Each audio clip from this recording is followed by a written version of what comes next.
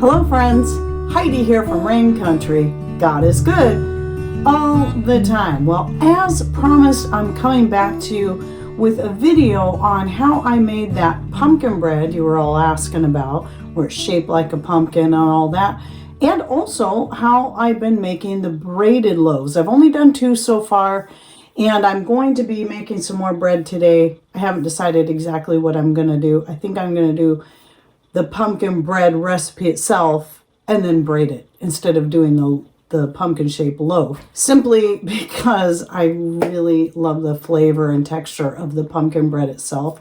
But I don't know yet. I'll figure. I'm still playing around and coming up with some fresh ideas of my own, not based on somebody else's or shapes as far as that goes. But the recipe itself is definitely my own. Now, I'm not going to be covering the whole basic bread recipe here because I have several videos. I have one showing my basic bread recipe with dry yeast, and then I have my more recent one showing my basic bread recipe using my fermentation starters. And those are something I make myself out of herbs, flowers, or dried or fresh fruits. And so right here is this particular one. This isn't the starter itself. This is the start of the bread, and this was by the yellow cap that helps me know. It was a starter that I had made early in the spring, and it was a dandelion starter that I then converted over to a ginger root starter. Anyway, so I have several different ones that I switch off with every time, and I always put the color lid so I know which one I'm working with. So when I get the next batch started like this, I'll know not to use that particular one because I like to keep rotating through them to keep them fresh and lively. But anyway, I'll be linking to that video down below in the description box down below. But since this particular video is more about how I made the shape and what I added to the pumpkin bread in particular, that's what my focus is on. So if you already have like your favorite sourdough bread that you make or dry yeast bread that you make, then you can just take these same ideas and apply it to that. So when it comes to the pumpkin, let's go ahead and start off with that. Because I'm adding, within your bread, usually you're adding a liquid to it, like a warm milk, warm water, or something. At that point is when I add the pumpkin powder. So this is my own homemade pumpkin powder. I have a video on this as well. I'll link to down below. But I put in about 4 tablespoons. You can vary that however much you want. So about 4 tablespoons of the dry powder, which is equivalent to a 1/4 cup if you'd rather just go straight for the 1/4 cup. A lot of times I'll start out with tablespoons because I'm not really sure how much I want to add. But the important thing is that you add it in at the same time as the warm water, and if you're putting some melted butter in there as well, do that then, because you're going to want that to soak right along with either your dry yeast or your seeds or whatever you're adding to that. And so then I just stir it in and let it sit. But I also add in my spices at that time, which is about a tablespoon of cinnamon and maybe about a 1/2 teaspoon each of ground cloves and ground nutmeg. And of course, those spices are definitely optional. In fact, the pumpkin itself is optional if you're just wanting to make the shape itself. So just so you know, I happened to just see a video clip somewhere of somebody making this shape, so I followed their same basic ideas. And what you're going to want is some butcher's twine, which is going to be food grade. I didn't have any at the time. I have some on the way now. So I went and found some cotton yarn that I have that hadn't been dyed so that it was as natural as I could get it. But it's not going to be ideal. Your butcher's twine is typically made from cotton, so it's going to be something natural and safe. But it's going to be woven differently than just your yarn. And so I still recommend getting the twine. I'll explain why in a bit. So but if it's all you have, it still works. And so what I do then is after I do all my kneading and letting it rise and knead it and let it rise, like I do that several times when I'm working with this type of bread recipe, the fermentation starter. It's just the way I do it. I found it works best for me. But then once I'm ready to do that last shape, let it rise and then bake, I take I prefer in this case to use the stoneware baking sheet. You could also use like a pizza pan or something flat that cast iron.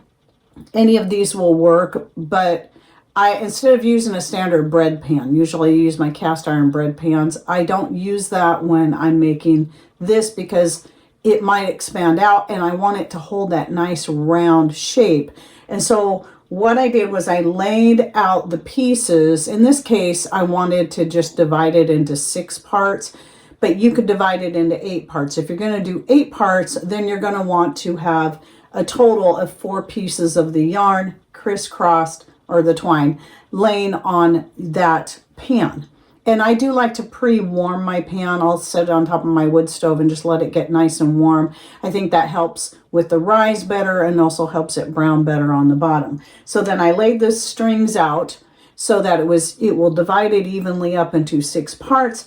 And the first time I did it, I tried tying it at the bottom because I couldn't remember where I found that little clip and where they tied it, which that was a mistake. It's better to tie it at the top. So you bring the pieces up, you tie it at the very top, tie it into a little knot. Don't pull it too tight. Now, some people will just have it lay on there because as it rises, it's going to push out against that twine or that yarn. And so you're automatically going to get those lines. It's going to make that shape. But I still did pull it in, so it kind of pull it in just a little bit because I liked it going deeper into the bread. This is where the butcher twine over the yarn is important.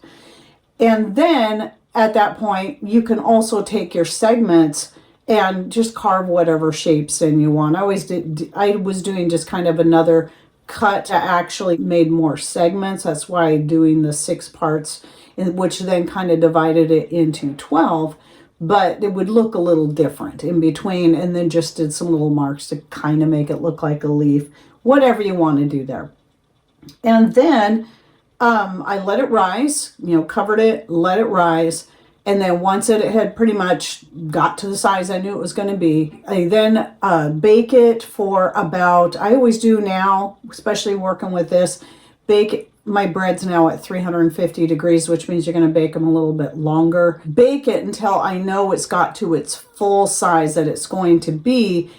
And then, which I'll do that for like 20 to 25 minutes. And if it's not brown enough by the end of 25 minutes, I will turn the heat up to 400 and then bake it for another 5 to 10 minutes and just keep my eye on it until it gets the color I want. Keep in mind, if you're adding pumpkin and cinnamon and nutmeg and cloves to the bread, it's already going to have a naturally darker color. So just keep that in mind as you're watching it begin to brown.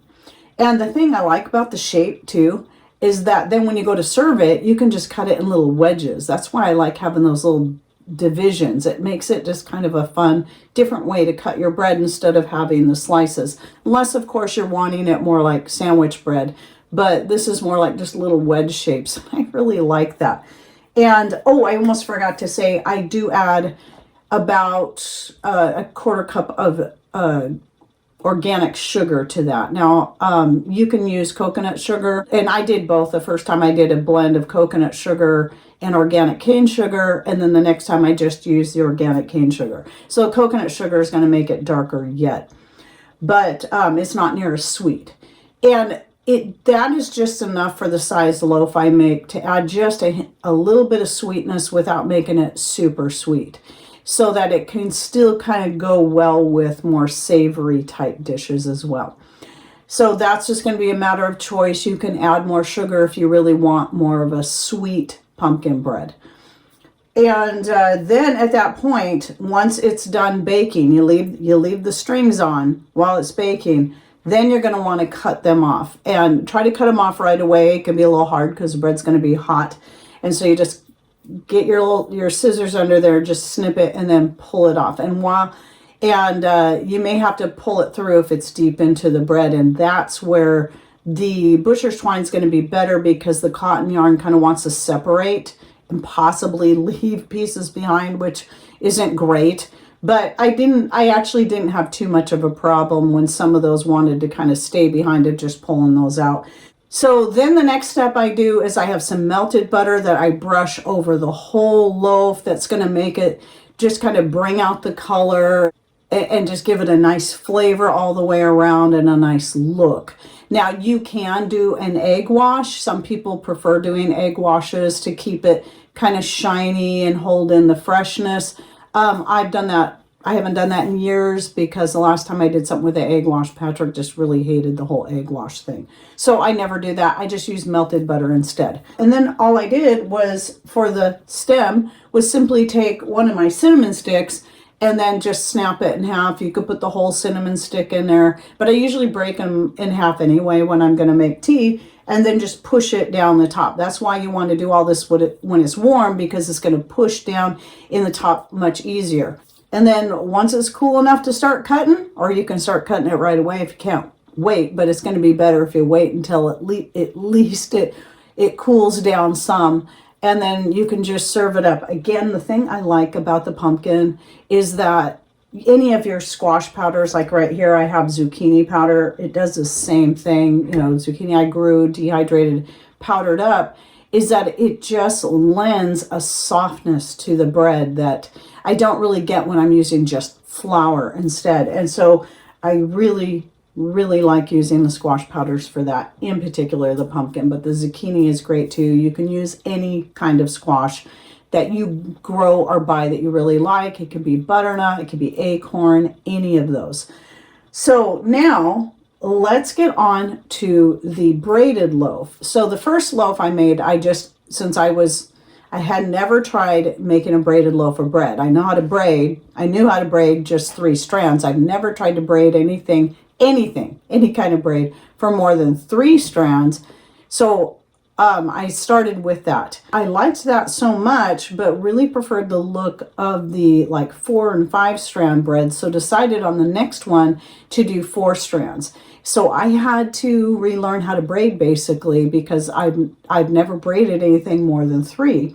So it was fun to learn that. Now I have some clips here I'm going to put in, and keep in mind, I should have set my camera up on a stand, but I'm holding the camera as I'm trying to braid with one hand. So it was a little frustrating. It is a lot easier to do with 2 hands. So simply what you do is you're going to roll your bread dough out into however many strands you're going to work with. For me, what I did was I rolled each strand out to be about the same width of my kitchen board here, which is about 30 inches long. So pretty close. It might have been closer to 28 inches a piece.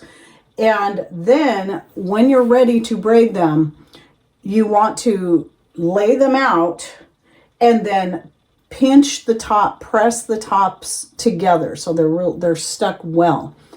And then when you go to braid, like I said, for the 4 and up, I like to start from the right hand side or the back side because I have it laid this way. You're going to take that piece and you're going to bring it over, then under the next one, and then over the last one, and then rearrange your strands so that they're still easy to work with, but everything's going to be in a little bit different order. And then you start again, taking that farther one. And if you're braiding it this way, where you're going, you've got the top away from you, then I like to start from the right and take the right piece and do the over, under, and then again, bringing that over, under, etc. And then work your way down. And then once you have it all braided, pinch the end, and then I take the ends and fold them under and press them good, and then compress the whole bread, because otherwise it can be really long.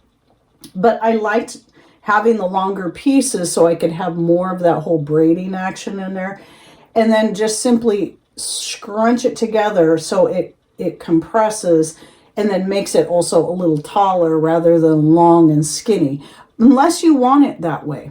And then again, you just bake it and watch it brown. And I do the same thing here, where some people will like to use an egg wash. I prefer to just butter it really well on the top, using a pastry brush and just butter it and getting in all the cracks and everything.